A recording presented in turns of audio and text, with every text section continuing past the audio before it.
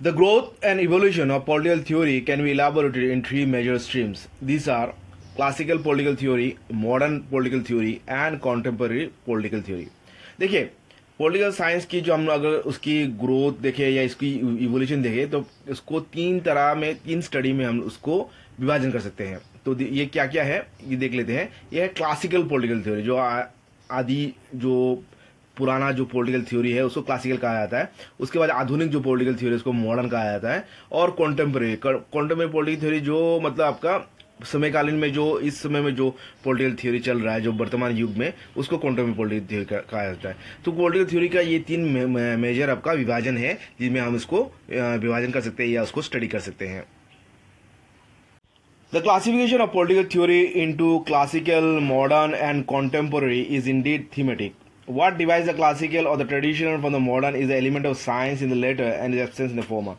देखिए, जो जो ये मतलब एक विभाजन का एक प्रोसेस है, प्रक्रिया है. पॉलिटिकल थ्योरी को हम जो क्लासिकल, मॉडर्न या एक कॉन्टेम्परेरी में विभाजन करते हैं, लेकिन उसका वास्तविक में जो डिफ्रेंशिएट करता है क्लासिकल, मॉडर्न और पॉलिटिकल को, वो है इसका जो ट्रेडिशनल और क्लासिकल को जो ट्रेडिशनल क्लासिकल को मॉडर्न पॉलिटिकल थ्योरी जो विभाजन करता है वो फैक्टर है साइंस का, विज्ञान का.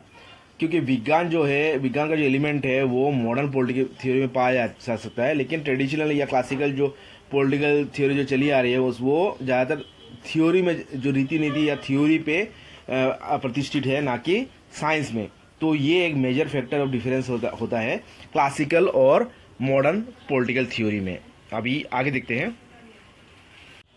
Philosophy dominates the classical tradition of political theory, whereas science and its methodology dominate the modernist. अभी देखिए, पहले देखिए विज्ञान का जो एलिमेंट नहीं था वो पुराने जो क्लासिकल पॉलिटिकल थ्योरी में, तो उसमें ज़्यादातर दर्शन या फिलोसॉफिकल बेस था. तो जो क्लासिकल ट्रेडिशन का या क्लासिकल पॉलिटिकल थ्योरी का मतलब डोमिनेटिंग फैक्टर था. अब बल्कि जो मॉडर्न पॉलिटिकल थ्योरी है उसको क्या डोमिनेट करता है, वो उसको साइंस, विज्ञान डोमिनेट करता है. As an exception, there may be an Aristotle and a Thomas in the ancient and medieval periods of the West who might have emphasized the science element while discovering the laws of public life. अभी देखिए, Thomas Carlyle या जो Aristotle, वो जब political theory, classical political theory अध्ययन कर रहे थे तो उन्होंने साइंस का, ये विज्ञान का उसकी महत्वता उन्होंने महसूस किया और उसको एम्फोसाइज किया कि पब्लिक लाइफ में आपका जो पब्लिक लाइफ की में उस पॉलिटिकल थ्योरी में आपका साइंस भी होना चाहिए, क्योंकि विदाउट साइंस पॉलिटिकल थ्योरी एकदम परिपूर्ण नहीं हो सकता या उसको कारगर नहीं हो सकता. And there may be Strauss in our times who might see the utility philosophy in their study of politics. अभी मॉडर्न जो पॉलिटिकल थ्योरी स्ट्रॉस हो गए हैं वो पॉलिटिकल थ्योरी वैज्ञानिक दृष्टिकोण से देख के ये फिलोसफी का यूटिलिटी भी देखते हैं, क्योंकि अगर फिलोसफी भी ज़रूरी है पॉलिटिकल थ्योरी में और विज्ञान का भी ज़रूरी है, दोनों का यूज़फुल, दोनों का उपयोगिता देखा जा सकता है. तो मॉडर्न पॉलिटिकल थ्योरीज भी कहते हैं कि फिलोसफी का ज़रूरत था और ज़रूरत है. और जो क्लासिकल जो पॉलिटिकल थ्योरीज थे जैसे थॉमस कार्लाइल या एरिस्टोटल, उनको जो विज्ञान का जो महत्व था वो पॉलिटिकल थ्योरी में उनको महसूस हुआ था. तो ये तो था डिफरेंस क्लासिकल और मॉडर्न में. अभी मॉडर्न और कॉन्टेम्परेरी में क्या डिफरेंस है, जो समयकालीन का जो पॉलिटिकल थ्योरी है. Modern political theory and contemporary political theory are somewhat different at least in the essence. उनकी जो मूल भाव है, मूल जो उद्देश्य है, ये भाव है, अंतर्निहित जो भाव है, उसमें वो लोग उनका डिफ्रेंशिएशन आता है मॉडर्न और कॉन्टेम्परेरी का पॉलिटिकल थ्योरी में. तो modern political theory is empirical and scientific. देखिए, मॉडर्न जो पॉलिटिकल थ्योरी है हर चीज़ को मतलब प्रैक्टिकल तौर पे देखती है, उसकी कोई सबूत ढूंढती है हर थ्योरी का, थ्योरी के पीछे क्या ठोस सबूत है या उसका साइंटिफिक क्या कारण है उस थ्योरी का पीछे, तो उसको उस पर ज़्यादा महत्वता देती है.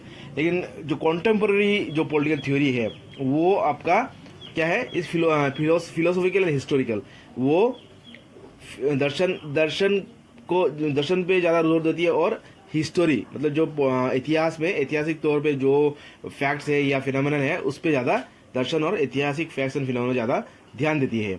तो contemporary political theory attempts to synthesize the essence of both the classical और मॉडर्न पॉलिटिकल थ्योरी. जो समयकालीन जो पॉलिटिकल थ्योरी है कॉन्टेम्परेरी, वो क्या करता है, वो ये कोशिश करता है कि एक सिंथेसिस, एक सामंजस्य बने किसमें, आपका क्लासिकल और मॉडर्न पॉलिटिकल थ्योरी में एक सामंजस्य बने जो कि हिस्ट्री, फिलोसफी और साइंस का सन्मिश्रण लेके एक सिंथेसिस बने जो कि कॉन्टेम्पोररी युग में जिसकी उपयोगिता हो।